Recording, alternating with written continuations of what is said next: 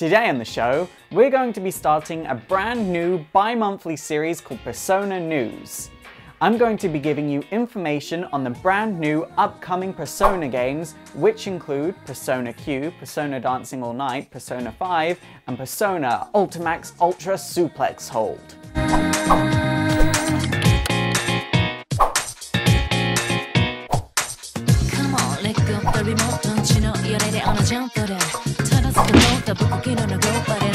So we're going to start with the game we have the least information for, Persona 5. We know the game is going to be released in 2015 in North America, and as for Europe, you should probably prepare to have to import a North American version. I'm not saying that the game will never be released in Europe, but what I am saying is that it's probably going to be a really long wait.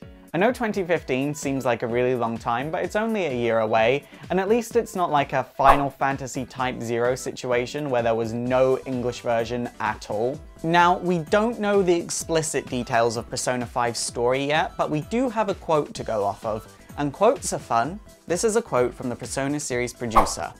Early in my career, I came to the conclusion that the key to making a game that really reaches out and grabs a lot of people is to keep the core theme simple. For instance, with Persona 3 and Persona 4, the basic idea of those games was by banding together and forming a community with other people, you can get the sort of freedom that you couldn't just get by being completely on your own. But for Persona 5, we're talking about a different sort of freedom that's set aside from what those previous games have discussed and operates under its own set of thematic principles. What we're doing as a team is taking all of these sentiments on various things that we've accumulated over the years, making the games and portraying them in a new light.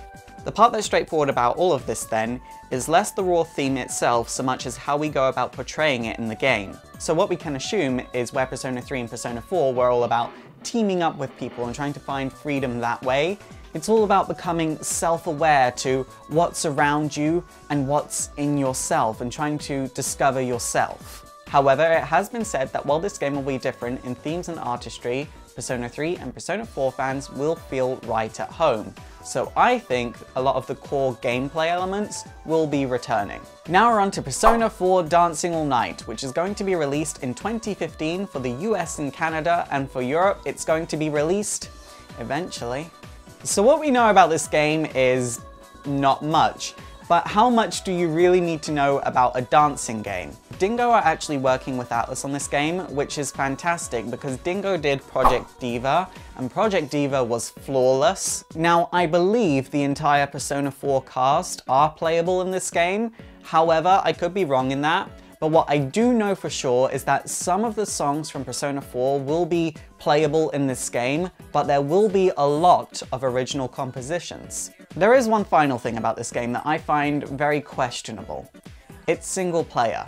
Now, there's this game for the computer called Osu, and it plays a lot like Project Diva, but you can play it in multiplayer. Now, this information is highly tentative and subject to change, and I really hope that single player thing does change, because it will just make more sense to have it as a multiplayer game.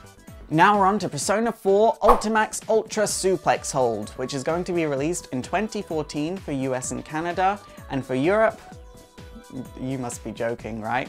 Now, we really don't know much about this game, which is really surprising considering it comes out really soon.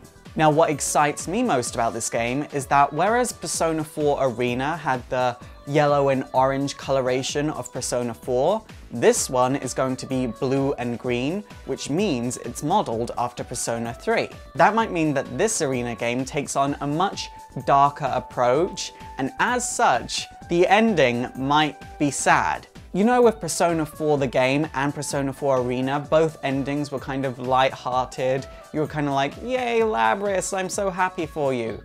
But at the end of Persona 3, you were like, I'm gonna cry for 5 weeks now. As a result, I think we might be seeing something like that in Persona 4 Ultimax Ultra Suplex Hold, if it really is modeled after Persona 3. Another exciting addition to this game are the characters of Yukari, Junpei, and a new original character called Sho. Now, Sho was created for this game in the same way that Labris was created for Arena. It's going to be interesting to see what cards he brings to the table, and it's also worth mentioning you can play as the shadow versions of all of the main cast. Now we're on to probably the most anticipated game, Persona Q, and I'm just going to clarify something here. Lots of people ask me, when does Persona Q fit into the timeline? It doesn't, it's non-canon. Now lots of people might find that a bit disheartening, but personally I prefer it because once you know what Persona Q is actually about, it makes much more sense to have it as non-canon. At the Culture Festival that takes place in Inaba, the setting for Persona 4, a bell rings, which is also heard by the characters of Persona 3 and captures both parties, trapping them in Yasumagi High School. The two groups must explore the area fighting shadows along the way in order to regain the memories of new characters Zen and Rei. Now if we're going to follow classic Atlus, I think it's fair to assume that the characters regain the memories of Zen and Rei, and it turns out that Zen and Rei are the true bad guys all along, oh no. Now the game is set for a winter 2014 release in North America and Canada, and as for Europe, we won't be getting it in winter 2014. Now what excites me most about this game, and keep in mind this information is highly tentative, that you can actually play as the full cast of Persona 3 and Persona 4, including Margaret, Mary, Elizabeth, and Theodore. Now what interests me about this information is the fact that Theodore is included, because he's probably the least popular Persona character. Not in terms of people not liking him, but just in terms of people not knowing about him. Now if you're expecting a regular Persona game, don't get your hopes up. This game is going to be pure dungeon crawler. Persona Q is being made for Persona fans, but with that in mind, it's also being made as a way for Atlus to try something new and experiment with this Persona franchise. I'm excited for the Persona team at Atlus to try something new. I really do like it when artists are allowed to try new things because it might be better than what we're used to. Now while I'm obviously very excited for all of these games, I do want to say that we should all try not to give into the hype so we can play them and enjoy them for exactly what they are. It's super effective!